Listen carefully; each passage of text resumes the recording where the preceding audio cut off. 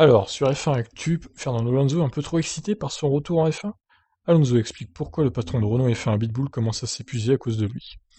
Alors, il le harcèle ou quoi? C'est quoi l'idée? L'Espagnol a récemment plaisanté sur le fait que Cyril Abitboul, le patron de Renault, en a assez de ses commentaires. Il a dit pour l'instant, je lui ai envoyé 3 messages, il y a une demi-heure environ. Je sais qu'il les a lus, mais il ne m'a toujours pas répondu. Je suis sûr qu'il commence à en avoir assez de moi, car il ne répond même pas à mes messages, a déclaré l'ancien champion du monde. Certains pensent que son retour pourrait être un succès pour lui et Renault. D'autres, en revanche, pensent que son retour pourrait être comme celui de Schumacher chez Mercedes. Les raisons invoquées sont l'âge de l'Espagnol et le fait que Renault n'est pas une des meilleures équipes en ce moment.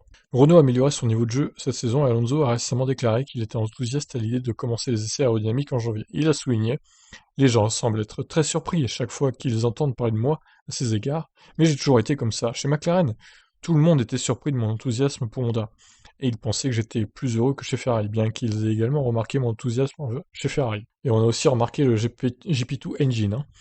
Alonso se réjouit de pouvoir mettre à profit ses expériences des 2 dernières années en Formule 1. Il a déclaré qu'il a toujours voulu retourner en Formule 1. Il espère qu'il commencera à se battre pour les podiums dès son retour sur la grille de départ en 2021. Bon, Fernando, il faut se calmer un petit peu, arrête d'harceler Cyril Abitboul, là. Tu vas rouler dans un Renault, panique pas, panique pas. Fais un peu de simulateur, ça va te calmer, quoi. Ah, en tout cas, on peut pas dire qu'il est pas motivé pour son retour, c'est clair, peut-être un peu trop même. Et bon, écoutez, vaut mieux qu'il soit trop motivé que pas assez, hein, j'ai envie de dire. Mais faut pas non plus qu'il harcèle tous les gens de chez Renault, futur Alpine F1 du coup. Sinon, ça va foutre une mauvaise ambiance dans l'équipe et ils vont le saouler, clairement. Donc écoutez, je vous laisse réagir. Qu'est-ce que vous en pensez de cet article? Allez, je vous laisse réagir. Ciao.